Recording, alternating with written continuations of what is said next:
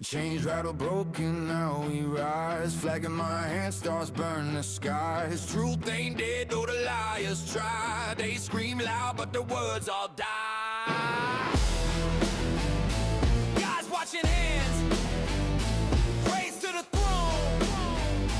Freedom ain't free, blood built this home. Continue freedom, keep it alive. Red, white, blue, we bleed to survive. God bless the brave who fight and strive. Continue freedom, keep it alive. Land of the free, ain't bending the knee. Truth in my veins, it's all I see. Patriots roar, no fear in the fight. Continue freedom, stand in the light.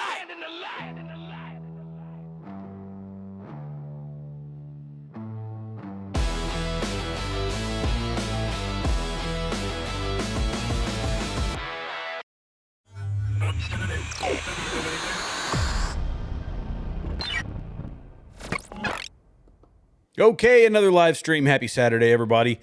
We've got a lot to talk about tonight. As you saw from the thumbnail, I'm going to do kind of a part two to the discussion we were having yesterday about the Mike Huckabee and Tucker Carlson interview. I've listened to it again today, so it was long. It was like 2.5. I've now committed, I don't know, like 5 hours of my time to listening to this interview, because there's a lot to pull from it. And really for me, I look at the way Tucker presented himself in this. I've got a couple of things that we lightly touched on yesterday that we're going to touch on today. Hey, Ben, I see you down in the chat. Hey, Jay, see you down in the chat.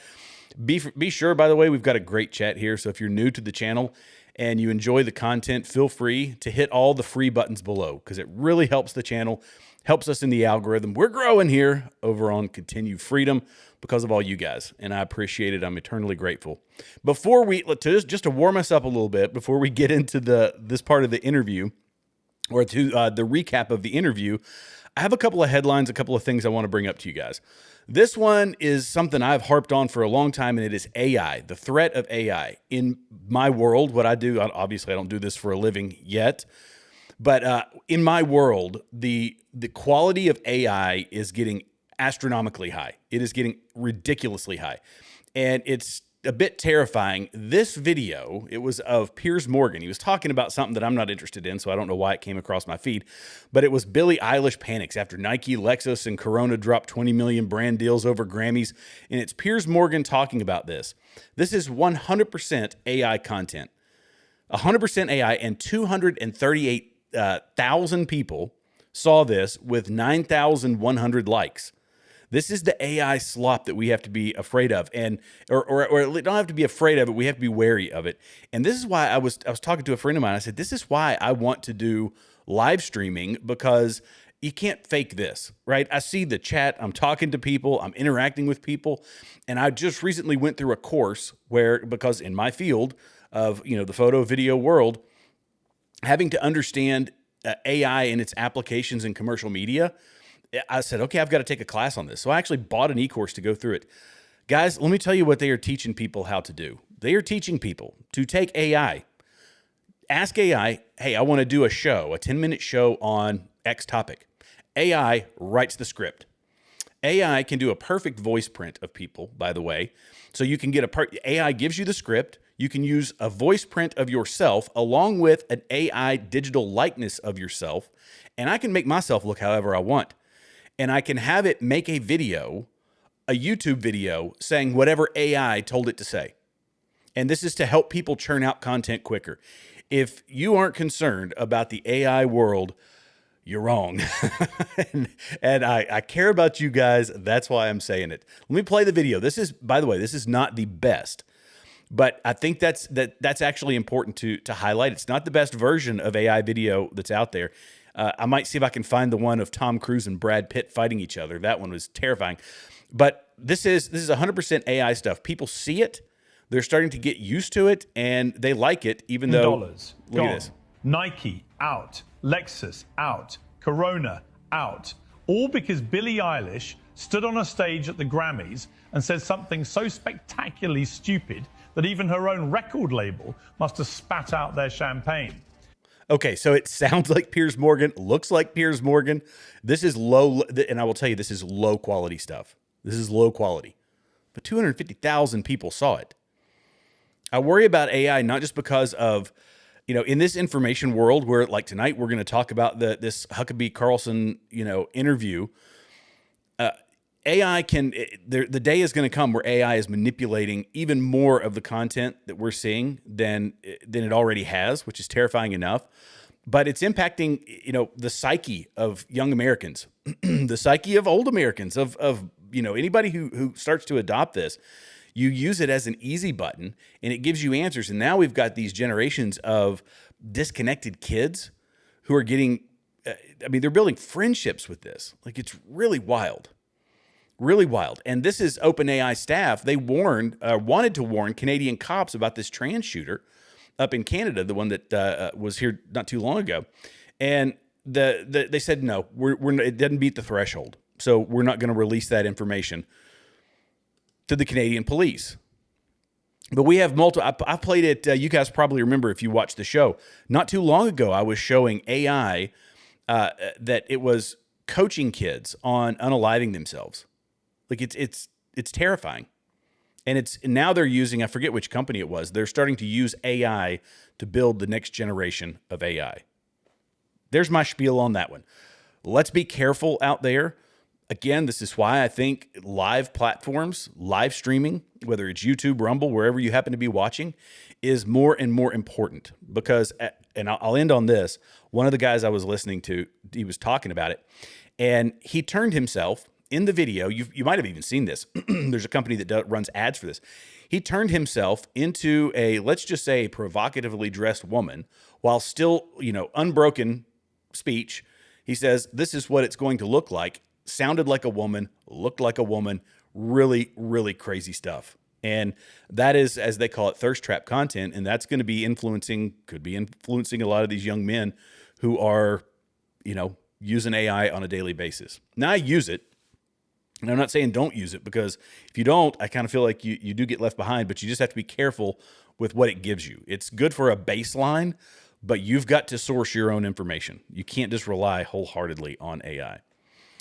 Okay, the next thing, here's another bit. I know we talked about this briefly yesterday, another quick headline, and that is Trump is now raising tariffs. So the SCOTUS, their decision to nix these tariffs, I was with Gorsuch and Amy Coney Barrett, I've been a little bit frustrated with them. I really have. But Trump said, all right, fine, we'll use a new rule. And I hit you guys up about this yesterday. We're going to use a new rule, and it's fine. We can still do tariffs. We'll find the loopholes, find the laws where it's allowed.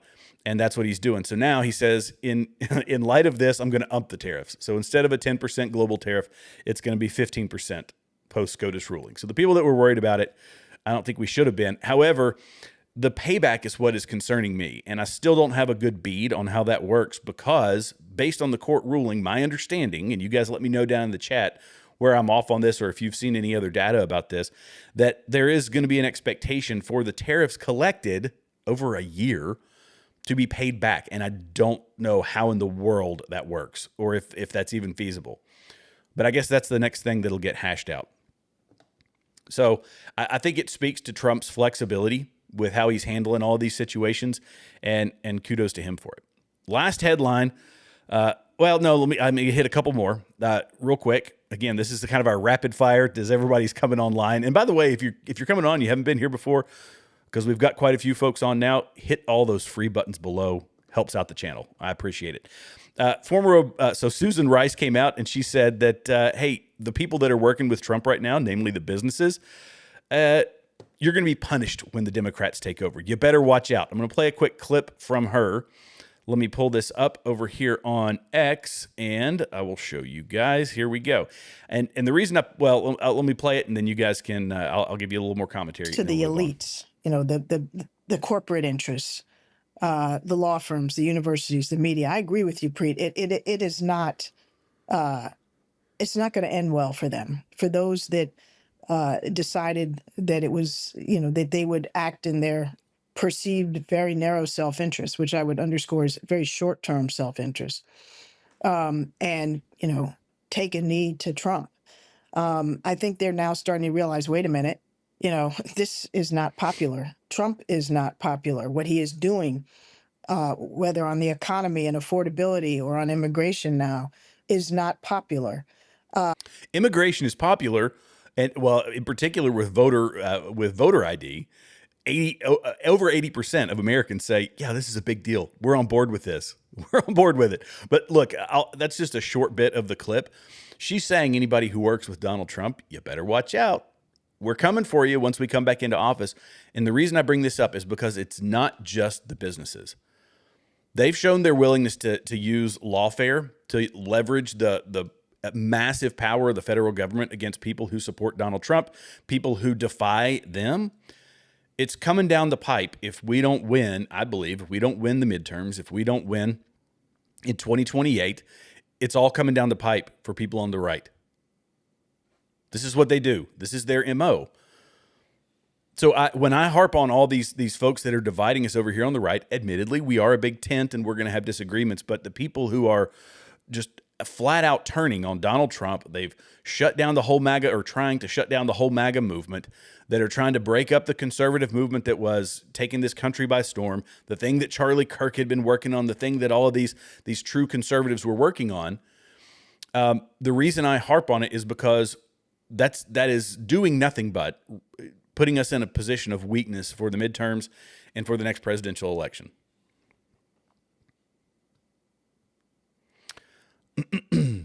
Okay. The next one, and then I'm going to get into the Tucker Huckabee thing. Tim Burchett. I do like Tim Burchett. He's from Tennessee. He's a Tennessee boy just like me. I'm here in Tennessee. I'm going to play a video from him, and I love the way he makes his videos, by the way. This is how politicians should act, I believe. I believe Tim Burchett has the best of intentions. He's still a politician, but he's got the best of intentions. Listen to this. Hey everybody, Tim Burchett. I saw where Mitch McConnell was blocking the SAVE Act this morning. I think it's partially just out of meanness. He doesn't like Trump, and Trump got him in office. Sadly enough, he helped him in that last race extensively. And that's one thing I value in this game is loyalty, and apparently he doesn't. But he's blocking the SAVE Act. And, or is he? Is it him or a staff member? Because, as you know, he's a lot like Joe Biden was in his last few days in office, or last years in office, last 4 years really. His cognizant level is diminishing daily. You know, I've always remembered we had a chairman of a committee, and I asked in committee. In our conference meeting, I asked if how much money was in this bill, and she responded, "I don't know. Next question." And I said, "No. How much money is in this dadgum bill?" And his immediately staffers were like, "You can't be asking that. You can't be asking that." Well, dadgummit, you know, this thing ain't supposed to be some retirement village. It's supposed to be the United States Congress and the Senate. But here's what it's turned into. And it is wrong. You've got staffers that are running this thing. The lady that I asked those questions of, it turns out for over 6 weeks, she never showed up and nobody knew where she was. But her staff kept running the office, and she was in a retirement village for people that were in cognizant decline, to put it lightly.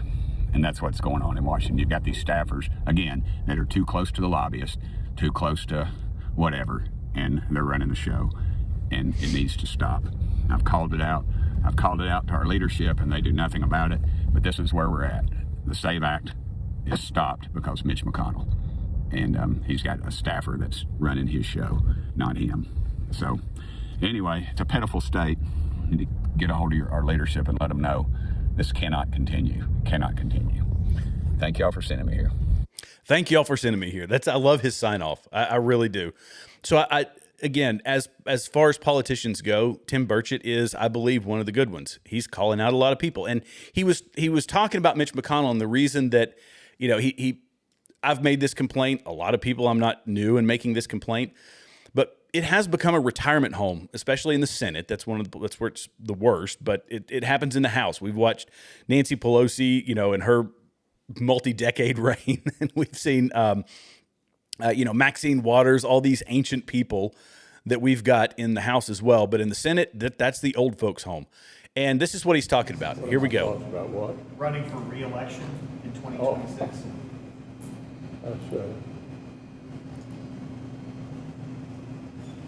This was a while ago, but this happens Did you hear on a the loop. question, Senator? Running for re-election in 2026? All right, I'm sorry, you all. We're going to need a minute. Senator. Benny. You do feel, I feel bad for the guy that he's going through this. I really do.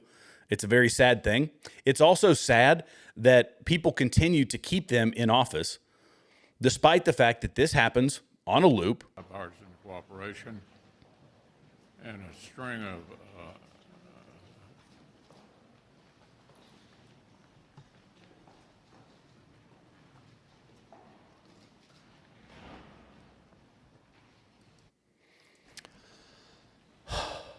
This is why, people talk about term limits. When they bring it up, it's not just the age thing. It's the people that get lumped into this career politician's mindset. But at the same time, these people get in for 30 years, 40 years. They sit in the same place. They are do-nothings. They lose all their energy, and then it becomes their staffers when they become old and decrepit. It is their staffers who are making the decisions. It's the staffers who get to wield control, and the staffers weren't elected. That's a problem. And it's, again, Mitch McConnell, I hate to say it this way, but he's on his last leg. But I mean, the guy's a straight up fall risk, right? I mean, what are we doing to ourselves? Not saying that somebody old can't be spry for their age, but when they're wheeling Dianne Feinstein into the Capitol building, when you've got staffers saying, just vote, don't say anything. There's no need to say anything. Just vote aye. Just vote aye. Or staffers having to come and rescue Mitch McConnell. It's problematic. It's problematic. Okay. Let's see. I'm going to get to a couple of comments. Then we're going to get to the main event here, talking about this interview between Tucker Carlson and Mike Huckabee. Let's see. Anything I've heard about a couple? Let's see. Tucker Muhammad Carlson is bloviating narcissist and an habitual liar. Well, tell me what you really think, Bannon. Oh my goodness. Let's see. Yeah, and by the way, I saw Mitch McConnell Tanya says Mitch McConnell is an embarrassment to Kentucky. Yeah, but he still gets elected. These guys that run unopposed, it's infuriating to me. I'll be honest. It's infuriating. And I'm looking for the people who are the outsiders stepping up to, do their own fundraising and get into office and beat out these career establishment politicians. And on the topic of that, I kind of looked at Mike Huckabee early on. I said, look, he's just another unipartian, so he's an old school politician. He's a long-term politician. I don't think that's a good thing, but I do like the guy's temperament. So there are a lot of things I find quite endearing about Mike Huckabee. I'll be honest. And in this interview, he was the right guy in the right place at the right time to do this interview, because Tucker Carlson, as I said in the thumbnail, he was trying to Ted Cruz Mike Huckabee. And he couldn't, because Mike Huckabee is sharp, he is articulate, he knows what he's talking about. And this interview, I'm giving you my lead into it, so I'm painting the picture similar to what Tucker does before his interviews, but okay, I'm doing it anyway. It was a lot of virtue signaling and, conspiracies that he couldn't really back up with any data. It was emotive language. It was pure emotion, as opposed to approaching the situation logically. And that's a very leftist way to debate, and that's kind of how Tucker Carlson did it. He approached the whole debate, or the whole interview. It wasn't a debate, it was an interview, although he got somewhat combative about it. He approached the whole thing as though he were a leftist. He was using the same techniques and procedures. So let me play a couple of clips here, and I think I may be playing some that I played yesterday.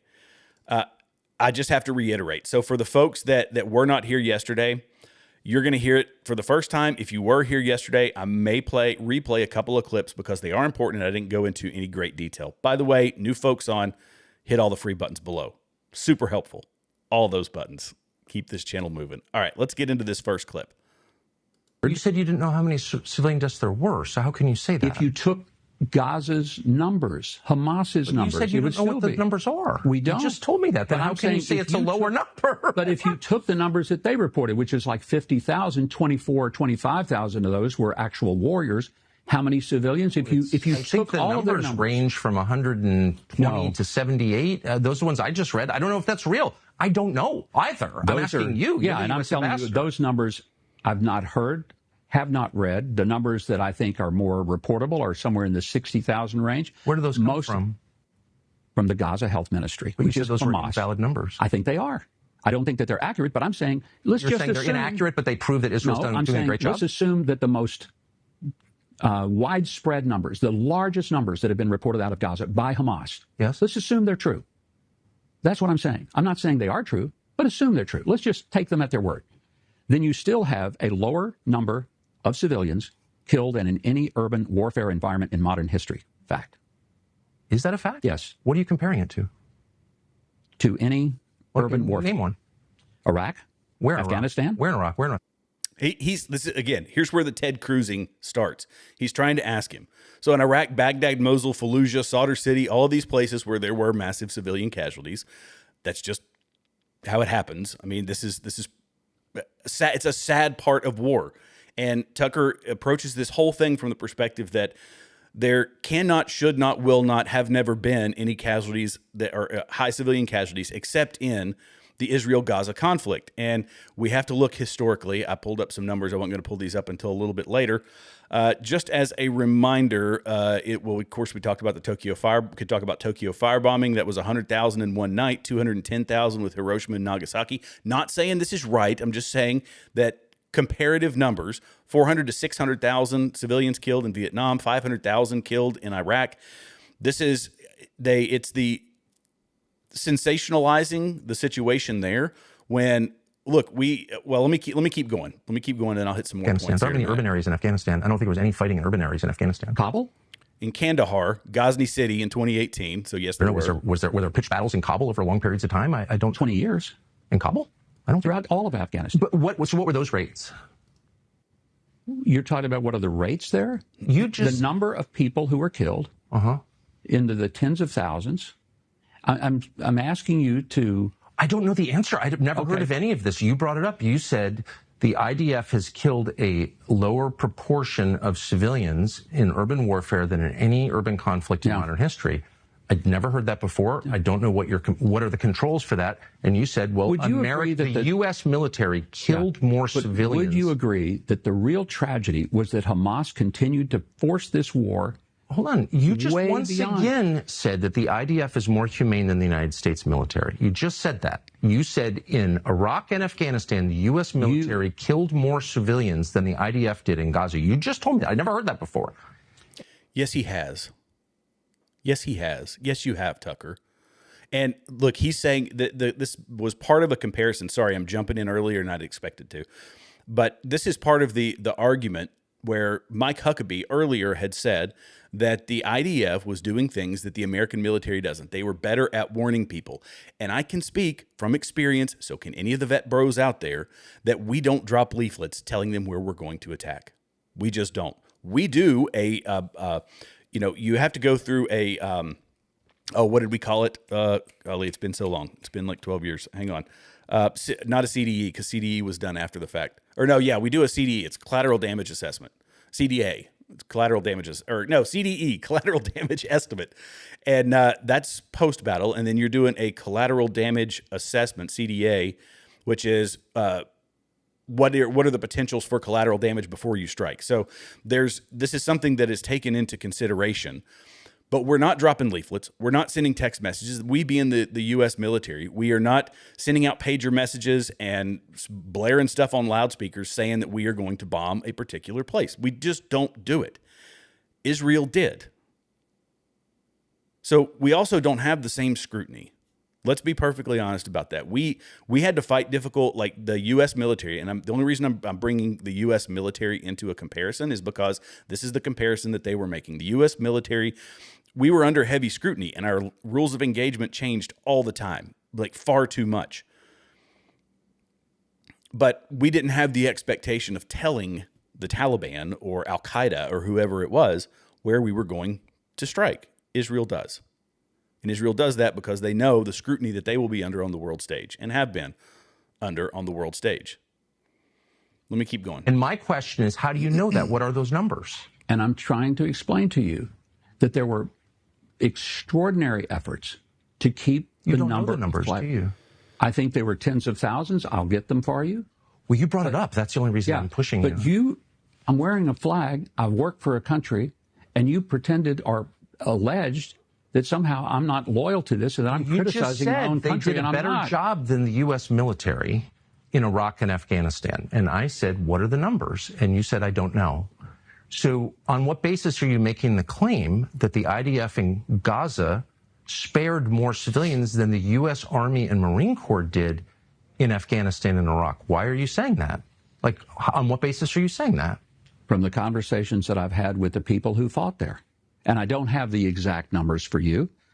But what I'm trying to help you to understand, and I don't think you're willing to go there, is that there was no desire to kill people indiscriminately in Gaza. I don't think there was any desire to kill people indiscriminately in Iraq, Afghanistan, or for that matter, let me just say, I think, and I know a bunch of people serve in the IDF, and I don't believe your average IDF soldier wants to kill innocents. I just want to be really clear about that. I don't think most soldiers want to do that. Yeah. I think a lot of them in our country, in Israel, wind up doing that because that's what war is about, and it really hurts them. And I know people who've done it personally, know them really well, and it like wrecks their lives. So, but I don't think your average soldier wants that in this country or any other. The leadership is a different question. Okay, and he is correct. He would be 100% correct that soldiers don't want to do that. You try to avoid it at all costs. But we kind of go back to what we talked about yesterday, and this is one that I can probably play that video clip next. I wasn't particularly planning to, but here we go. I'll play the next one. That let me pull this up first. He is correct, though. Tucker Carlson is correct. The average soldier, no soldier wants to do that. I'm sure that most of the IDF soldiers don't. Do I think that there's some people who get, bloodlust or whatever? I don't know. I suppose there could be. But by and large, it's how that military fights the war. And the expectation from Tucker and people of his ilk, people on his side, is that this is entirely, that 100% of it was entirely avoidable, and that's just not the case. It's impossible in a densely populated urban environment, and we can look at what Israel has done in the fact that they were dropping leaflets, that they were sending pager messages, sending text messages, all of these things, and civilians were still killed, and it's horrific, it's sad, it's terrible, and anytime the conversation that we have to engage in is a difficult one because people will come out and they'll be saying, oh, you're just playing apologist for a genocide, you're doing this, that, and it's just not the case. It's people who don't understand how horrific warfare is. In particular, densely populated urban warfare. Let me play this next one because this dovetails right off of what is it okay to shoot unarmed people? I just told you it wasn't. That's awful. Yeah, it's awful. Of course, it's awful. Are all lives equal? Do you think? Of course they are. So the death of a Palestinian is every bit as important and significant as the death of Israel? Why wouldn't it be? Of course it is. I don't know. Of course it is. There's no such thing as a human soul that God made that is less valuable than another. I'm pro-life. Me too. So I believe that every life has intrinsic worth and value. There's no such thing as a worthless or a completely disposable life. That's what makes me pro-life, Tucker. I totally agree. And I believe that from the conception until the end of natural life. That's why I would never say when confronted with the death of children, war is terrible, because it minimizes the deaths of those children. It's awful. And I don't think it minimizes. I think it is outrageous. It's a terrible thing. I wish we never had war. Why do we have war? We're about to have one with Iran, it looks like. How many Americans do you think will die in that war? Okay, and this is, again, when I heard this interview, I thought this is similar to the what was her name? I wrote it down before the show. Kathy Newman, I think, was that it? Was it Kathy Newman? The interview with Jordan Peterson, where it's hard left and right turns. That this is kind of what the interview was like. He would be talking about one thing, they would go deep into the weeds, and they would be deep diving. Then all of a sudden he'd make a hard left turn and ask about something else to try to throw Mike Huckabee off. And Mike Huckabee, to his credit, did a very good job, and he didn't let that happen. And again, another reason that I think he was a good guy for this interview is his temperament. His temperament is not one of aggression. He's not it's not just him flapping his gums, with partisan nonsense. He approached it from a knowledgeable perspective. And that is honestly, it's what we need more of when we talk about this conflict. But this seemed, from Tucker's standpoint, seemed like he was doing the Kathy Newman thing that they tried with Jordan Peterson, and it epically failed. But here, Tucker was saying, okay, we talked about it a bit yesterday, excuse me, but we probably have some folks on that weren't on yesterday.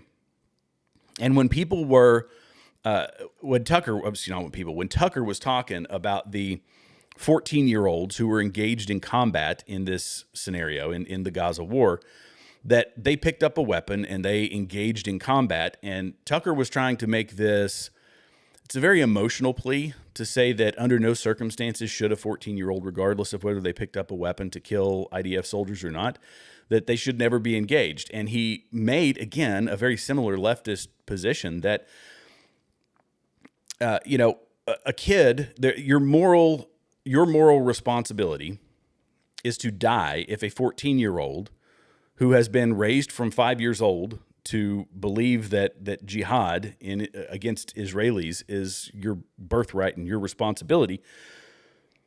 He says that your moral obligation is to die before you kill a 14-year-old. So he's just focused on the kid, the fact that it was a kid, as opposed to saying, why is Hamas using kids to fight this war?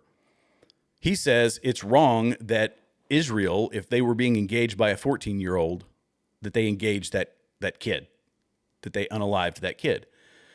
And again, this is why the whole conversation is so horribly difficult, because, you're left trying to explain something like that away. And in that part of the world, it's particularly horrific. And aside from the PR battle that Israel has been doing a terrible job at, I'm not afraid to say that, and the fact that they have so many people around them who dislike them, and so many people in the U.S. who are just champing at the bit to be the first ones to crush them, that puts them in an impossible situation. It's I kind of said this at the onset of the whole thing. Like, this is a lose-lose for them, unfortunately. And I'm going to play. Let me go to this next clip. Let's see. So this is a biblical reference that Tucker was making. By the way, for the new folks that are on, do me a favor, hit all those free buttons below.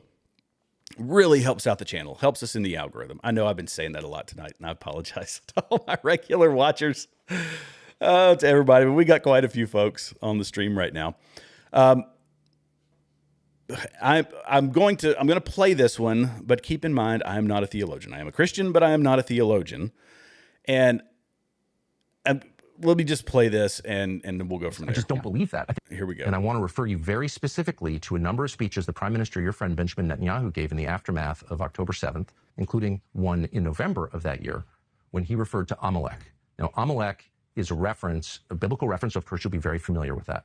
The Amalekites were a tribe described throughout the Bible, particularly in 1 Samuel, that obstructed the Jews as they fled Egypt.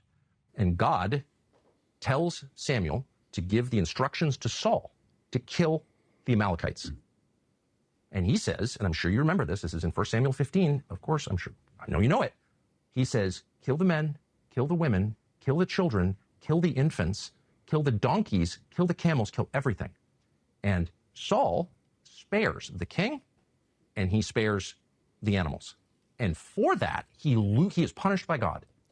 That is genocide. God is calling for genocide of the Amalekites, of Amalek. And the Prime Minister of Israel, at least once, I believe on other occasions, described the Palestinians in Gaza as Amalek. That's calling for genocide. And you know that. I totally disagree. Tell me then what it means. Because to say that Israel was attempting to commit genocide, first of all, that's simply not true. I'm saying, what is the Prime Minister talking about? Why would he refer to the Palestinians as Amalek? What is Amalek? You would have to ask him. I don't know. I know what Amalek is. I do understand 1 Samuel 16. I get all 15. that. 1 Samuel 15. But I do understand. And it's widely known. So if you say our enemy is Amalek and we are proceeding on the basis of God's commands to us, you are calling for genocide. Tell me how I'm missing. something. Because if Israel wanted to commit genocide, they could have done it in 2.5 hours. We can debate what's They could have happened done in it in Gaza. 2.5 I'm asking hours. you why the leader of this country. Ask him. Well, what do you think? I don't know. Does that bother you at all? People, I don't know what he meant. I don't know if it was an illustrative metaphor. I think what he was saying was that we're not going to let anything keep us from getting our hostages back, their sons and their daughters, who are being brutalized, raped, tortured, starved, beaten. Come on, Mr. Messer. No, I think there are many examples of justice in the Bible. But there are Israel very gets few. accused of genocide regularly. I'm not accusing Israel of anything. I'm saying that the prime minister of Israel described the Do you Palestinians think he as Amalek. attempted to do genocide? I'm asking why, of all the references in the Bible, and there are many to justice and there are many to reconciliation, that is a reference to genocide, as you know, killing every man, woman, child, and infant, I'm quoting, and their animals, wiping them from the earth. And when they don't do that, they're punished. When you say that at the outset of a war, and then you wind up with massive civilian casualties, maybe not as big as they were in Iraq, then I have to ask you, what is that? And is that kind of thinking consistent with Western values and with Christianity? Do we as Christians believe it's okay to kill people's children? No, we don't. And neither do the Israelis, because they didn't go after their children. If they'd have wanted to kill all their children, Tucker, they've got the military capacity. They could have done it in less than a day. I've heard you say that. I know. I mean, I guess so they could have done them. it. Okay, but why didn't they? Why didn't they? I think there are a lot of decent people in Israel who don't want that. But I'm talking. Do you think that the prime minister wanted to wipe out every single person in Gaza? Do you I'm really asking think that? you what you think is the U.S. representative Yeah. of our government. I don't think that that's what he wanted to do. Did because you if ask he him? could've- Why are you I referring? never had to ask him that. Why? Because I never saw any evidence that Israel tried to wipe out every single person. I just gave you examples But that they it's not- tried to save civilian lives. But I'm not. And they By the didn't. way, I'm not. As I've said, and I mean this. I think most soldiers in most armies, including the Israel Defense Force, don't want to kill civilians. I just don't believe that. I think there are some lunatics. Can who I do. ask you something? Okay, this was a I thought it was important. This is a complicated situation, actually. So when he referenced it, let's play the clip that he's talking about, because this would, I guess, help provide some context.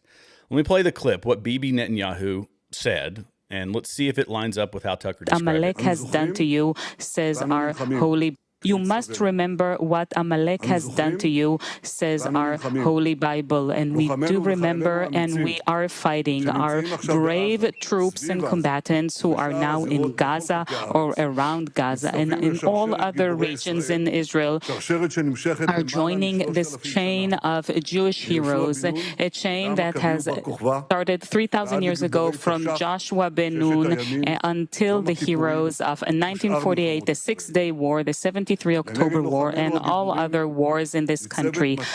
Okay, so when he referenced this, I had to go back, honestly. I had to go look back at the Bible and remember the story of the Amalekites and all of that. And, of course, 1 Samuel 15:3, what he was talking about, what Tucker was talking about, was now go and attack the Amalekites and completely destroy everything they have. Do not spare them, kill men and women, infants and nursing babies, oxen and sheep, camels and donkeys. So why did he use that as a particular reference? I don't know either. But to put it in context, the Amalekites conducted an unprovoked attack behind the Israelites as they exited Egypt and after crossing the Red Sea. God told them to destroy them, and just like Tucker said, he was accurate on that story. They didn't, and God punished them for that. But to say, Tucker then says, well, this is he invoked that because God told them to do a genocide. And genocide is a scary word, and it's a word that I believe has been overused when it comes to this whole conflict, because 50,000 people, 60,000 people, again, the numbers come from the Palestinian Authority. Are we going to get accurate numbers from the Palestinian Authority? Are we going to get inflated numbers? Are we going to get deflated numbers? No, we're absolutely going to get inflated numbers. We're going to get high numbers, but those are the only accurate numbers that we have to go off of. If it's 50,000, or say if it's 60,000 out of 2 million people, does that constitute a genocide? And the answer is no, it doesn't. It doesn't constitute a genocide. So what made sense to me is that the guy referenced this, the guy being Netanyahu, referenced this particular biblical story because it was a sneak attack against the Israelites as they were leaving Egypt. This was a sneak attack on Israel. Now, we can get into the conspiracy theories and all that stuff. I'm not getting into that tonight. But it's a wordplay. And look, what bugs me about this is that if you distill this down, that he's saying that God told Israel to commit a genocide, that God's command to the Israelites was a genocide. And he's obviously very angry and heated about that. And that the same thing was brought forward by Netanyahu, that must mean that is a genocide. Well, a genocide didn't take place. That's not what we saw. We saw a very brutal urban war, but a genocide we did not see. So God, or not God, but Tucker is really just angry at God for this Old Testament situation, this Old Testament command. I think we can all admit one thing. War is terrible. Genocide is terrible. Sneak attacks are evil and cowardly, but this is the MO for people that are preparing, that are, fighting insurgencies. That's what an insurgency does. It's sneak attacks. It's hiding in the shadows, all that sort of thing. Going into a music festival, killing kids in front of their parents, killing parents in front of their kids. These are all terrible things. So really what we can take from Tucker's whole thing is that he has a moral objection to God's Old Testament judgment. I can't say that I understand it. Again, I'm not a theologian. There are people who understand this, and this is even something that divides people on the Christian side. But I thought the whole story that Tucker had woven together was he's obviously trying to say one particular thing. He believes that what was happening in Gaza was a true, unquestionable genocide. And a genocide, as Mike Huckabee said, could be done in very short order with the military might that they have. And that didn't happen. That just didn't take place.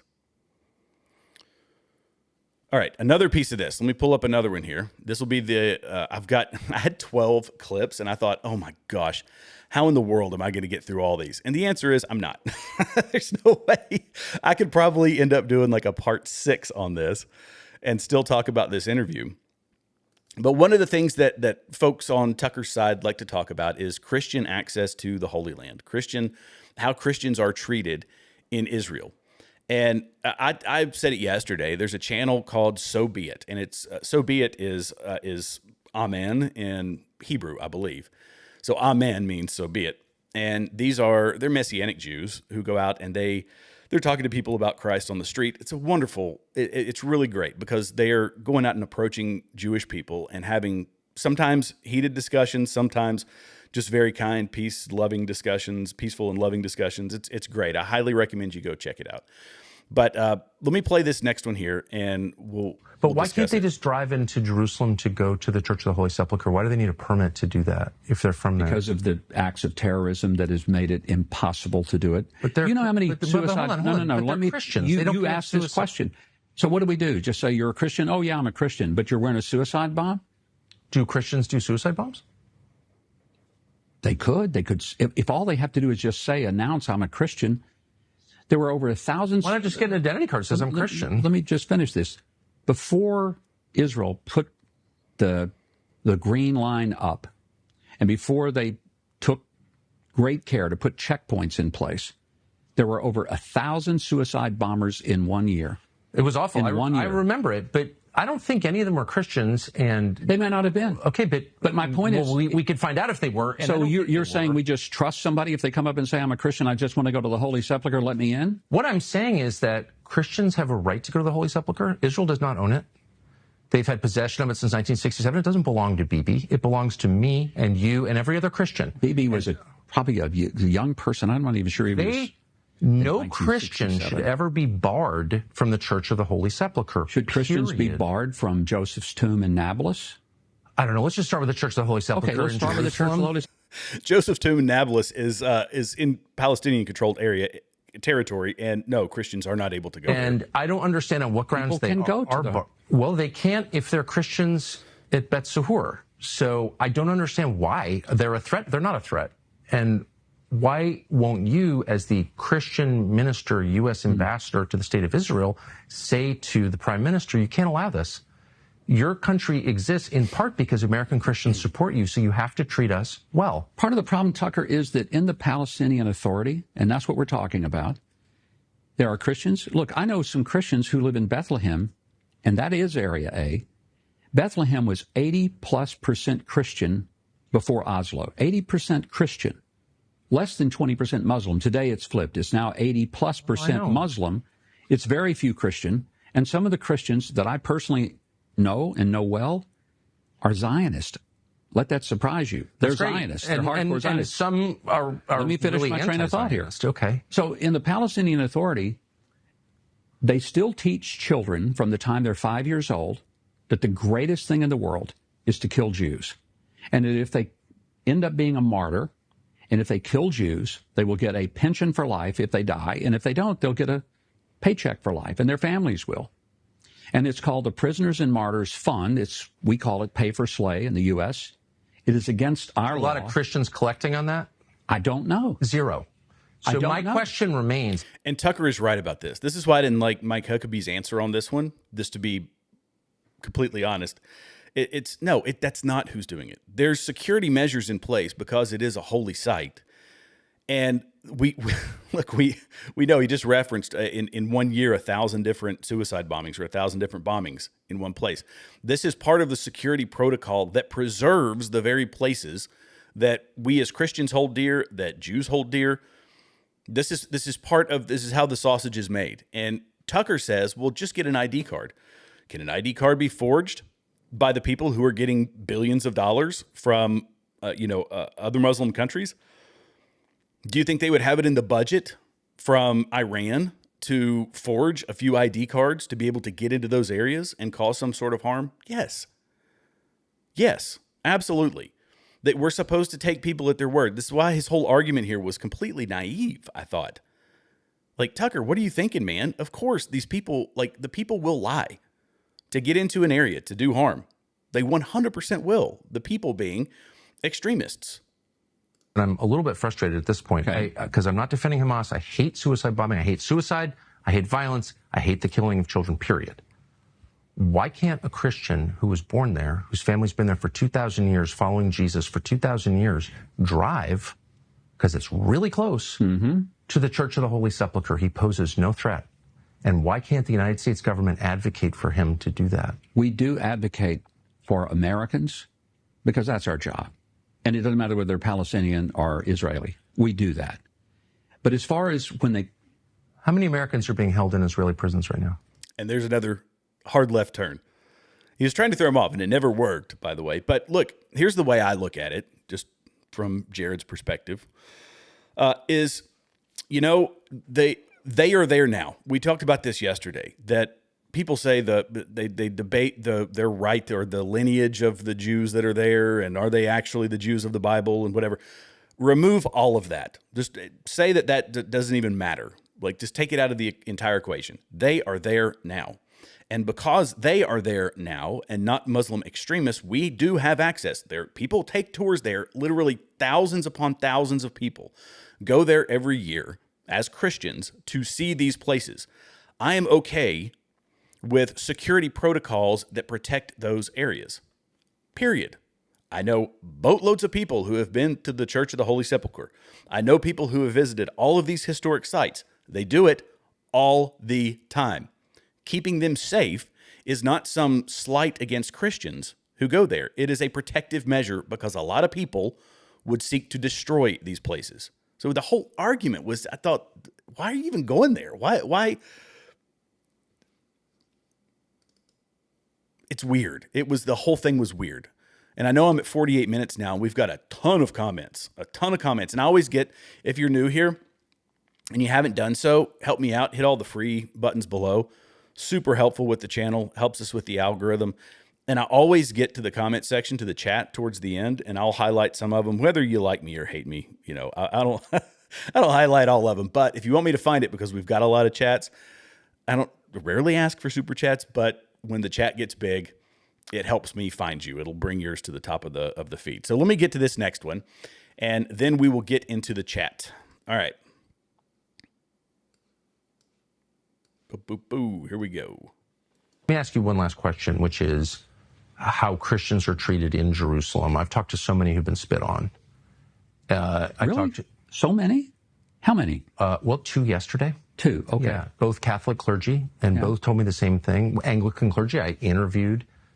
I just had dinner recently with a Greek patriarch, Well, there have been a million stories about this. Yeah, I know. There are instances where Christians get heckled. Usually it's people who are wearing clerical robes and they're wearing crosses, and it shouldn't happen. It's horrible. It's as bad for that to happen as it is to spit on somebody wearing a kippah in New York City. I agree. Terrible.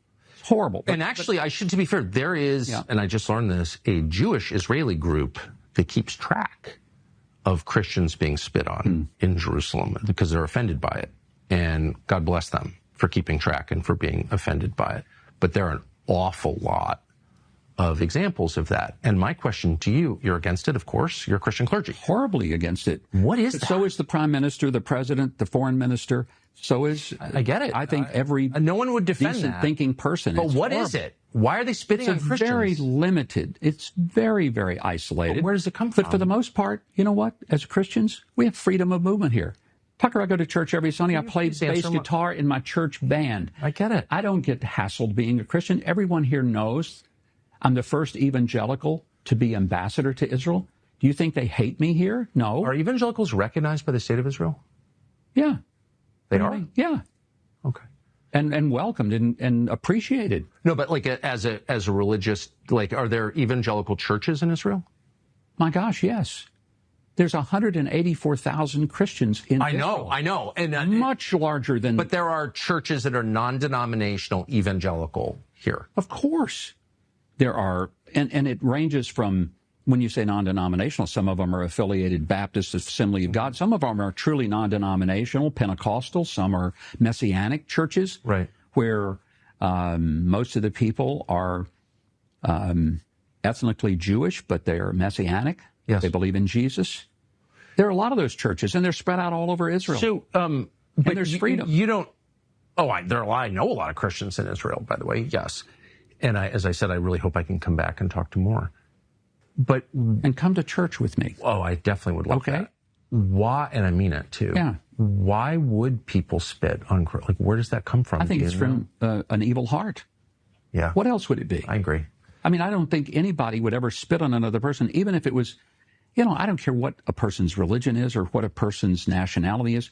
I don't hate anybody. I wouldn't spit on anybody. Totally I wouldn't heckle anyone. And I find it repulsive.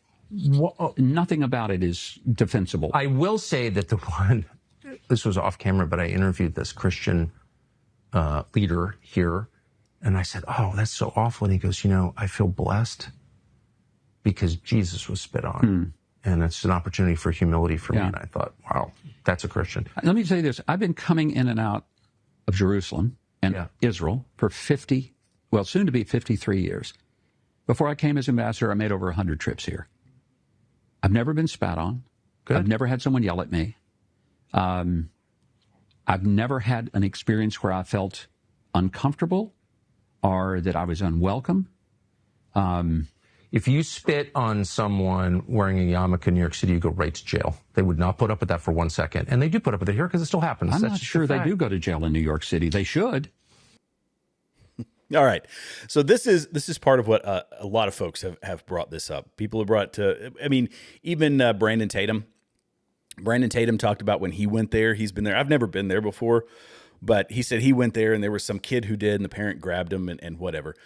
There are people who talk about the animosity of certain sects of Judaism that really don't like Christians. They really don't like that Christians are evangelizing to other Jews or to whatever.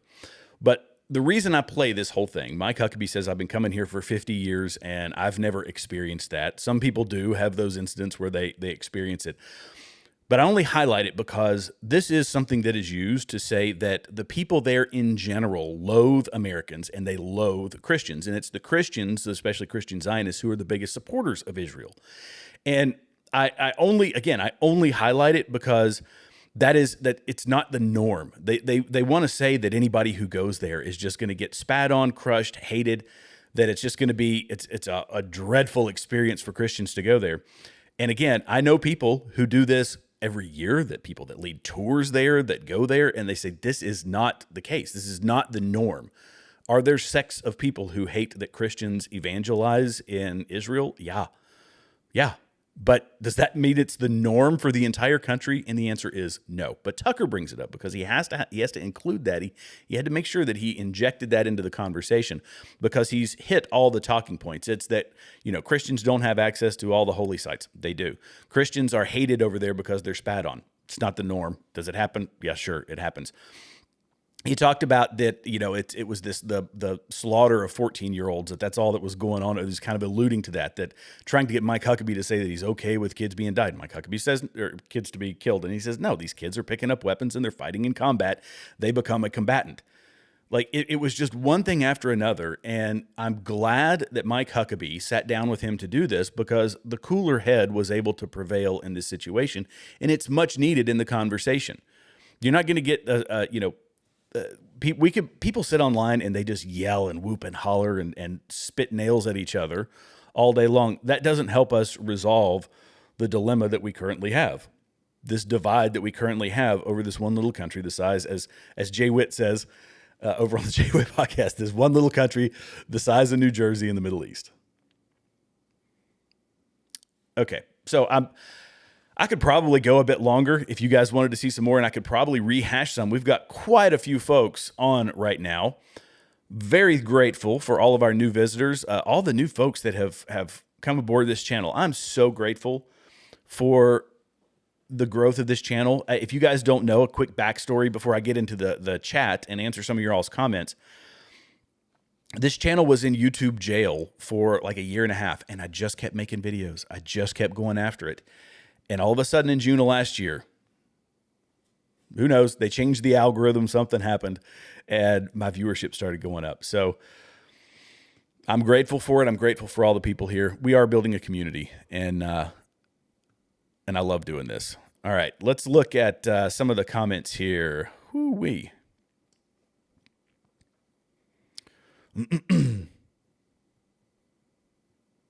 Let's see. If I went to Israel, I would appreciate the security measures they are keeping. Well, okay, there you go. If you go there, look, they're surrounded by people who, well, look, we know they are surrounded by people. From the river to the sea has a very specific meaning. So yeah, they're locked up tighter in a drum. It's the same thing we talked about yesterday. When it came to the security measures that Tucker and his producers, that his producers encountered at the private airport or the private terminal that he flew into. He gets to sit there, have his coffee, eat his donuts, whatever it is that they have there, and they take his passport. They go and stamp it, check it. This one guy, they ask him questions, and then they leave. I'm hoping that the whoever the security is or whatever organization, Israeli organization runs the security at that airport, I'm hoping they say, here's when they arrived, here's when they left, to show that there was a 3-minute gap or a 4-minute gap from the time that their passports were taken until the time that they actually got onto their chartered plane and left. And it would just put this whole thing to bed. They released the footage. We played it yesterday of Tucker taking pictures with people. Let's see. Megan, thank you. Let's see. Yeah, that's true. That's why I'll never say no Christians, but I don't know because who it is. If you spill me or gross in your city, get ready to pay. Oh, goodness. Let's see. Mamdani average. There's no such thing as a pagan Christian. Oh, somebody must have had a hater in the chat.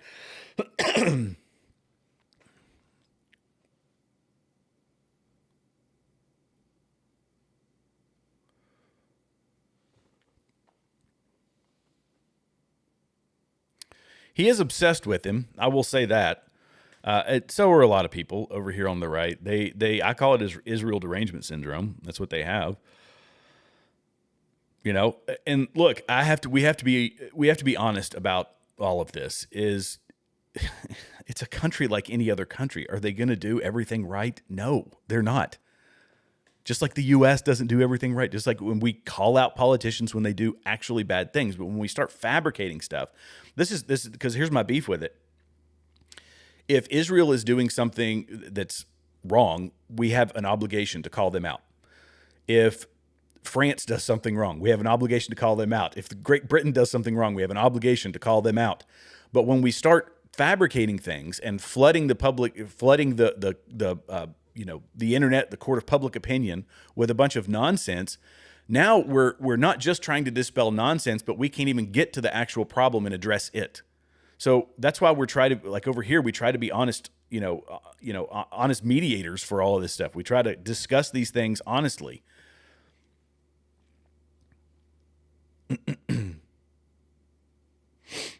Let's see.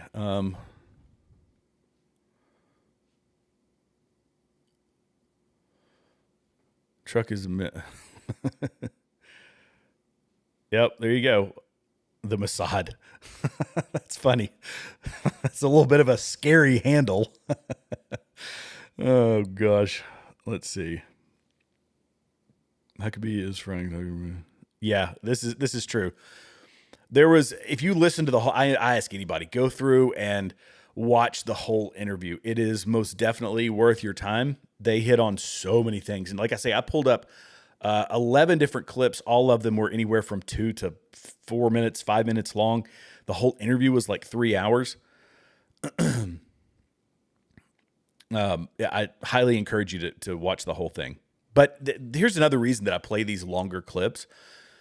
You're going to get, you can go to Tucker's channel. You can go to the people who love Tucker. You can go to the people who don't. You can go to the people who hate Israel, the people who like Israel. You're going to get a very different picture because of how these clips are cut and chopped up. I prefer to play longer clips because it gives us a bit of context to the whole conversation. Albeit with the dozen different things that they talked about, we would literally have to go through and play 20-minute long clips. And I just suppose I could. But I try to keep things in context. I honestly love it. Ben. He says, I would love to see you as a Christian. I'd love to see the Holy Land. Yeah, me too. I actually really want to go there just to see all of it. When I hear people that I know who have been there, they say that it's and Charlie Kirk has said this, but the people I say, they're like, it's just crazy to see all the stories from the Bible come to life. It's really an amazing place. And, if somebody's going to protect it, if it's not us, it's going to be, which it, by the way, used to be. So did a lot of areas, used to be Christian areas in that part of the world. When you talk about Syria, Jordan, Egypt, all these places with the Coptics and all that, we used to have a lot of influence over that part of the world. It's dissipated quite a bit, hasn't it?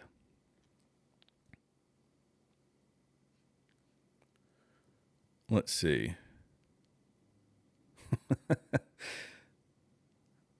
Average. Let's see. If you are, do so. Yeah, there you go. If you aren't subscribed, let's go. Let's get to 2,000 subs tonight. That'd be fantastic. I would absolutely love that. I would love it. Future has been on this channel for a while. So was Ben that I played earlier. I got a lot of folks that come back every single week. If I go to Jerusalem, how safe am I in the Holy Land compared to anywhere else in the East? Because I'm going to Israel. Look, I will say, here's what I will tell you, that people that I know go there on a regular basis. They lead tours. There are tons of Christian organizations that lead tours there, and they aren't concerned about it. Like, it's a very safe place. It is a very safe place. I can't speak personally. I just know that there's a ton of organizations who go there every year. So this guy, Average Norwegian Gamer, says, I see... Okay, here's the other part of it. Social media condenses a lot of this. If you were to search that on your feed, you could find, I bet you, 10 videos. And you think, 10 videos, this is happening all the time. It doesn't account for the hundreds of thousands of people who go there and don't have that happen to them. So, again, it's a contextual sort of thing. You lose a lot of context with the internet. It can inflate a lot of things that just are not so. If you want to talk about crazy leftist videos, that's more the norm. We've had many, many years to accumulate tens of thousands, plus they record themselves doing it, right? Being crazy.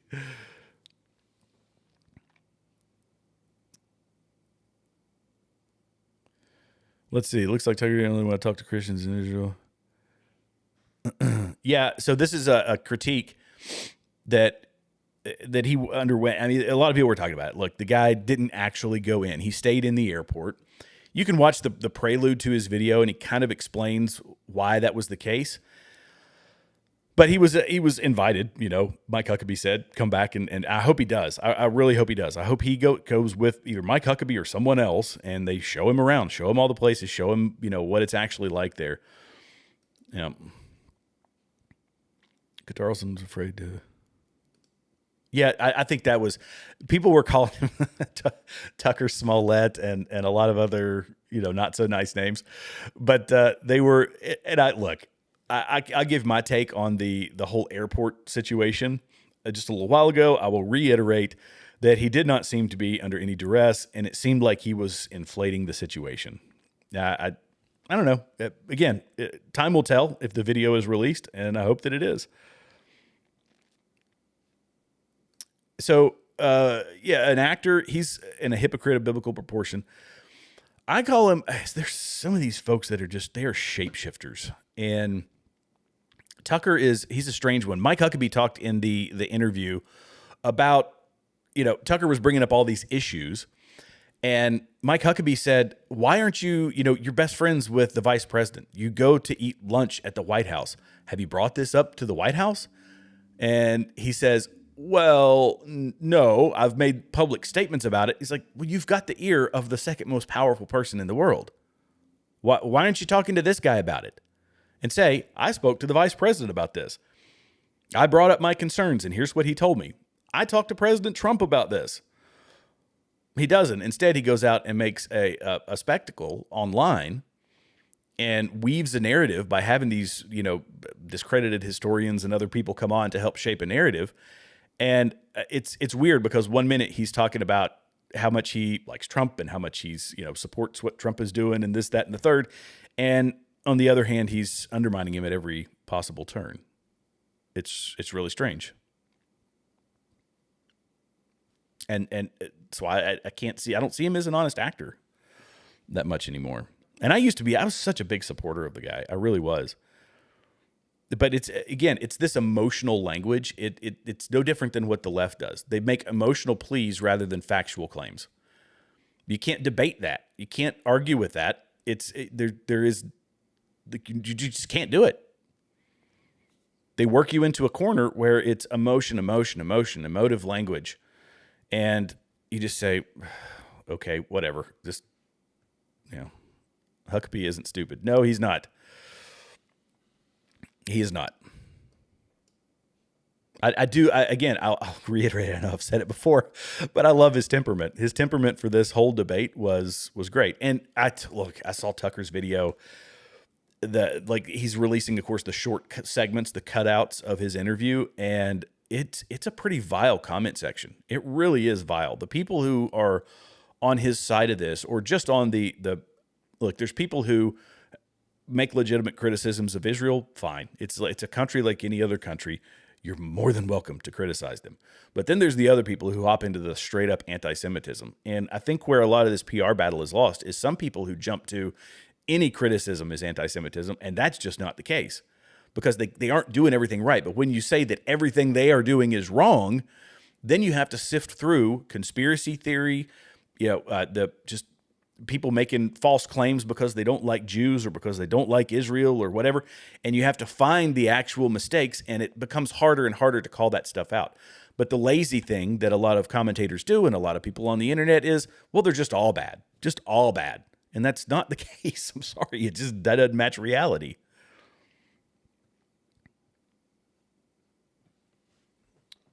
Let's see. Oh, this is funny. I knew I was going to get one.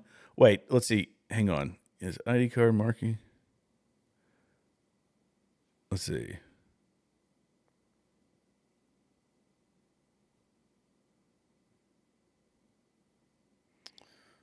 I wonder if Tucker is angry with Haman's. I don't know what that is. Let's see. We have no way of telling whose.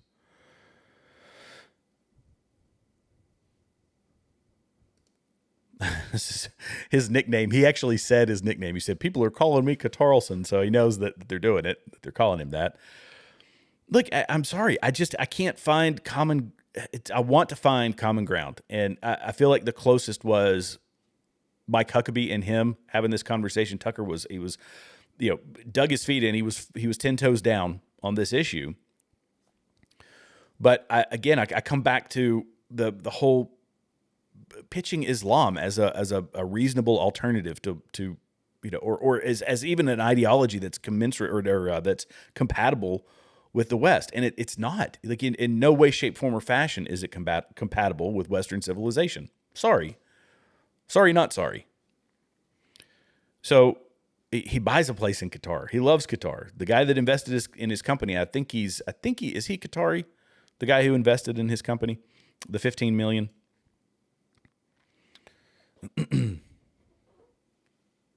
Let's see. America has become a slave to the Zionists. Oh, here we go. Here's one of them. I bring it up. I'm not afraid to put up comments of people who, loathe. Look, here's the other thing you have to ask, and I won't get into a deep conversation with you about this calendar or whatever. How do you define Zionism? How do you define Zionist? Because if you go online, there's a lot of competing definitions of Zionist. Let's see. Isn't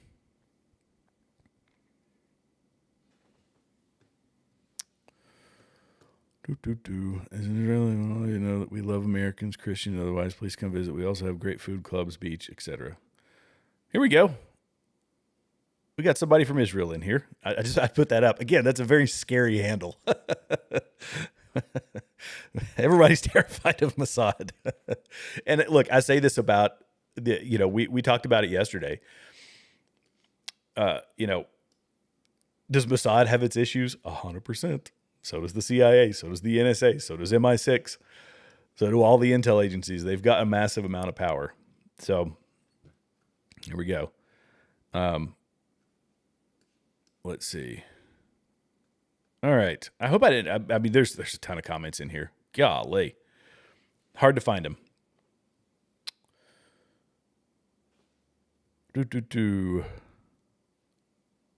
Trigger warning.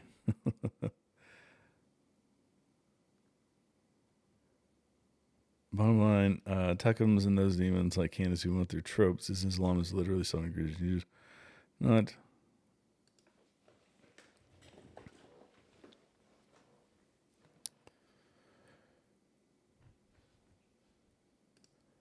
Darn tootin', there's 250 people here. Appreciate you guys. Y'all are awesome. If you haven't done it yet or you're new to the channel and you want to, feel free to hit the subscribe button, like button, and the notification bell. Helps the channel.